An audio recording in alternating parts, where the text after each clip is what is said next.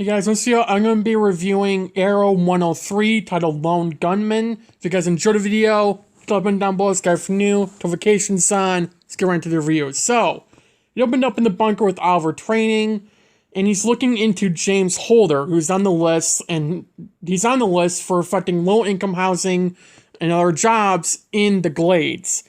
So Oliver goes to where James Holder is. He took out all of his men, and there's a sniper set up to shoot at James Holder, and he actually kills him right when Oliver's about to.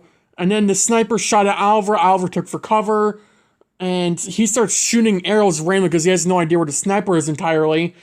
And Oliver got tagged by one of the bullets in his arm. Then we go back to the bunker, and the sniper's done at this point. He fixes his own wound, and he starts getting affected by something that's poison. The bullet was filled with poison. He got into his case, had like pieces of grass, ate it, drank water, and he passed out. Then he goes back to the island after Oliver's been shot by Yale Faye. He shot Oliver to protect him, to teach him a lesson. He gives Oliver the same stuff Oliver took in the bunker, and he ripped the arrow out of him, and then Oliver and you passes out. Then he goes back to present day. Oliver woke up to an alarm going off. It was a clock, so it's something to remind him for. And the cops are at the mansion. Thea and her friends broke into a store to try on dresses. So Oliver's pissed off. Thea doesn't want to go to school, and Moira just agrees with that. She just lets her call in sick, and that's it. Oliver doesn't put up with it, and she tells Moira that she needs to act like more a parent in her life, and not a friend or whatever. Then it goes to Quentin and Frank. Frank Pike looking into the murder of James Holder. I forgot his name. And they're debating whether the Vigilante did it, because so on the murders, you would assume it's a Vigilante, but it's a different MO. It's not the same as with arrows. There were arrows fired. This is a sniper shot. And so Quinn's kind of like defending the Vigilante, but not really. Like, they know he was there, but Quinn, like, knows that, following his gut here, that this is someone else. It wasn't the Vigilante. Oliver's looking into the blood from the wound that he got from the bullet, and the poison was Karari, the killer's unique MO. He's killed everywhere, and he's called Deadshot. Deadshot is getting a tattoo of James Holder's name on his arm, and he also has all the names of his victims, which is freaky, but it fits a psychopathic murderer, so... Oliver took Tommy and Dake to the Future Club, Queen Industries, aka right above the bunker. Then we learned that Max Fuller has a club opening, and Oliver slept with his wife the day they were getting married. So, yeah. Oliver didn't really want to go, but at the same time, he kind of did. Tommy was kind of pushing him.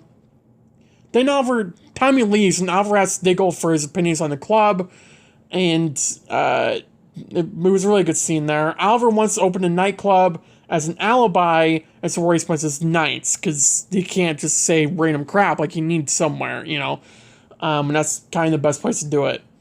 Laurel was looking at news reports on Oliver opening up a club in the Glades, and her friend thought that Laurel was obsessed with them again. She really wasn't. She was just interested, that was all, from what it looked like. Thea's getting ready for school, and Thea and the friend are going shopping after school, but Moira wants her to come right home and grounds her for 2 weeks. Moira's actually being a parent, and Thea assumes Oliver pushed her to do all this, which is kind of accurate. But Moira pushes back, saying that Oliver doesn't need him to tell her how to be a parent, even though in a way he kind of does, because she didn't do anything until now. Thea doesn't care what Moira says, surprise, surprise. Oliver's trying to scope out where the shooter was. He's in an alley, roughly where the buildings were, and one of the bullets hit a building wall, as in, like, one of the walls a bullet got stuck in. Oliver jumped up, climbed up, it was an amazing scene, scooped the bullet out of the wall to test it and all that. Then it goes to Quentin and Frank to look into the murder. We learn that James Holder was shot from roughly 100 yards away. which, if you don't know archery that well, it is impossible for an arrow to travel that far, which is why MO was a bullet. And also, you know, the timeline wouldn't add up from when the Vigilante, when Oliver, killed or at least injured James Holder's men to get onto the roof from what they're expecting it to be. The timeline doesn't add up, because unless Oliver can magically travel 100 yards in the span of 5 seconds, that doesn't add up. Or at least in the span of like a minute, which again isn't even that possible. So, because that's at least 100 football fields. So, I'm an idiot. I thought a football field was a yard long. It's 120 roughly. So, you know, I'm an idiot. So I guess it could have worked if they looked into it. But Quinn was kind of pushing that it wasn't. Let's just imagine that I didn't know how long a football field was. Mainly because I'm not into sports, nor do I care to be into sports. So, yeah. Hopefully no football people watch that. God. That's gonna be a short or something on my shorts channel. Anyways.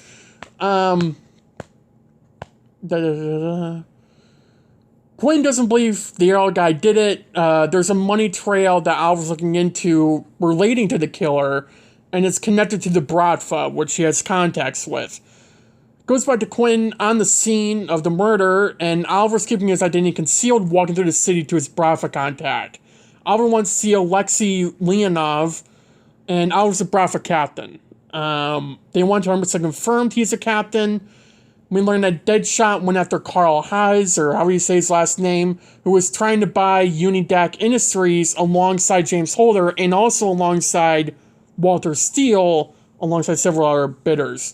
But Walter was the one the cops were looking into because he was going to buy the company, or at least bid for it, and the cops suspect him of that, because all the other competitors are dropping like flies, so it makes sense as to why Walter would be number one suspect in this.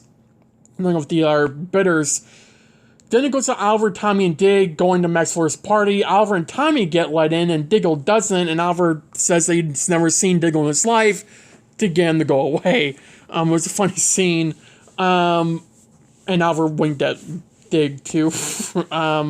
Laurel's there as well. Thea's completely wasted and tells Oliver that Laurel and Tommy were together while he was gone. Max Fuller shows up, and Thea leaves a little bit before that. Sees Oliver. Max Fuller takes Oliver to the back room and has his guard attack him. You could tell Oliver wanted to fight back, but at the same time, he necessarily didn't want to because they kind of blow his identity a little bit. Then Tommy comes in, protects Oliver. Tommy and Oliver start fighting the guards. Laurel comes in, flips Max onto the ground, or puts Max onto the ground. And Max forces them all to leave. Then it went back to the island with Oliver waking up from being passed out when Yelfe took out the arrow. Yelfe is sleeping. Oliver tries to escape, but they're in the middle of nowhere on the island. And Oliver's still bleeding. He slows down, gets stuck in a trap. Goes back to present day. Oliver, Tommy, and Dig go to Big Belly Burger. Diggle's sister-in-law works there. We learned that Diggle's brother died in the same line of work that Diggle's in right now. Oliver saw that she wasn't wearing a wedding ring, so it didn't really add up that the brother was in the picture and all that. Oliver got a call from Bratva. He played off as a Russian model to Tommy, told him to go politely. Oliver checked out on being a captain. The shooter's name is Floyd Lawton. The Bratva gave him an address. They don't want anything to do with this, so they asked Oliver not to. He agrees. Floyd Lawton is looking at building plans, which we find out later is where the auction is taking place. Oliver goes to Floyd Lawton's apartment as a hood and attacks him. Floyd has guns ready and he gets away. He managed to, guns blaze until he got out of there. Oliver takes Floyd Lawton's laptop that has bullet holes in it and goes to Queen Consolidated to meet Felicity Smoke, which is the first episode with her. Such a dork, but I love her. Oliver came up with a lazy excuse for it to be fixed, or to get anything that can be retrieved from it. Morris says important to her that Thea goes from Walter Stock to the bidding place where they're going to be bidding for Unitech Industries. Moira said she was jealous of Robert being able to get through to Thea, which kind of makes sense. Moira said Moira wants to make her relationship with Thea better. Oliver sits with Felicity as she goes to the laptop. They see blueprints on the laptop. They are of an exchange building where the auction will be taking at for Unitech Industries. Felicity mentions that Walter is trying to bid as well, and the laptop is associated with Warren Patel. And he thought it was Floyd Lawton, who apparently works for him. So we learned why Floyd Lawton is doing all this. He's trying to kill all the bidders for Warren Patel. Oliver can't protect everyone. There's too many blind spots in the building, so he goes to Quinn as a vigilante for help. He doesn't what he knows, and asks for the help to protect the area. Oliver leaves the laptop behind with Quinn. Thea shows up to the auction. Frank Pike got Warren Patel into custody, which is the number one priority right now. Deadshot killed one of the cops, pretending to be one of the cops, so he can get a visual on the auction and inside the building to get whoever was targeting, or all of them, pretty much. Tommy and Laurel went into each other at the courthouse. Laurel thinks Oliver knew about Tommy and Laurel, their relationship, by the way he reacted. Tommy asks Laurel if there's a chance for them, and they start leaving for a date or whatever. Oliver wants into Quinn at the auction and thanks him for being there. Quinn doesn't really understand fully. Obviously, he won it right now. Oliver talks to Dig to make sure he's 100% on alert. Diggle's suspicious of it. Why are you making sure I'm on alert? He knew something, but he wasn't saying anything. It's kind of suspicious to Dig. And Deadshot can actually hear Oliver and Walter's discussion. And then Walter tells Oliver that Thea is there, and it distracts Oliver. Deadshot's aiming right at Walter, and then again, Oliver goes over to Thea and Moira. Oliver tells Dig to come over here, tells him to get Thea and Moira out. Then everything just kicks into 20 gears here, and Deadshot turns in the red dot sight on his sniper. You can see it bouncing off the glass. Quentin noticed it right away, saved Walter from getting shot because he's about to. Oliver makes Dig get Thea and Moira out now, and he makes a way for an escape route up the stairs. He grabs his suit and goes, that he put in a trash bin, suits up, goes, fights Deadshot. Then Diggle goes up the same staircase that Oliver went up, so he must have just missed him because Oliver went to their building. It was a really amazing fight scene between Oliver and Deadshot. Deadshot knows the Vigilante is taking lives, and Oliver's trying to say that, he's taking lives for no reason, but Oliver's taking lives to protect the city, not just for his own game. Oliver takes cover, Deadshot's just shooting like crazy. He runs out of bullets on some level, and Oliver shoots him in the eye, and he falls to the ground. Diggle got shot by Deadshot with the poison bullets. Then he goes back to the island. Yellow Faye frees Oliver. There's a bunch of men fully armed on the island. This is after Oliver and Yellow Faye escaped. Then it goes back to present day. Oliver took Dig to the bunker, cures him of the poison, and Oliver reveals himself as the Arrow to John Diggle. Overall, it was an amazing episode. It ended there. 104 obviously picked up where 103 left off. I know that much. Really amazing episode. It felt more really tightly gripped on where the story's going, at least for Oliver's sake. We are dealing with Oliver being the main lead. We're dealing with him, something that the Flash still has trouble doing. But nonetheless, apparently. But seeing Oliver still going on with this mission, which is being the main story this season right now, I think it was really good that we dove more deeper into the fact that if there's a bigger crime going on, he's not going to not deal with it, because he will. With Deadshot, he did look into it. He didn't know anything about Floyd Lawton till now. So seeing him put the list to the side and be like, this is a bigger threat because it could involve someone he cares about or just random innocent people, it was interesting to see Oliver go down that path. And especially with him being injured, you know, you want to get this guy too. So I'm glad we're getting more of Oliver not specifically being focused on the list of people on there, but also side stuff as well. And I think that's important with who Oliver is as a vigilante. Because if he just targets all these people on the list, there's going to be suspicion, right? They're going to figure out on some level what the hell's going on, and it's going to be a whole thing. Very excited to see 104. I've already seen some of it, so I know a little bit of it, not much. To be fair, I saw the ending of 103 a good while ago, because I want to rewatch it, because I knew Oliver revealed himself to Dig at the end of 103. But nonetheless, again, very good episode. Really enjoyed it. Yeah, I don't know what else I can really talk about. Just so you guys know, if you're still watching the video, I'm going to be going on vacation on the second week of August. I will not be doing videos at that time. However, that Wednesday night before the second week of August, I will be recording whatever Arrow episode I'll be on. I think 105.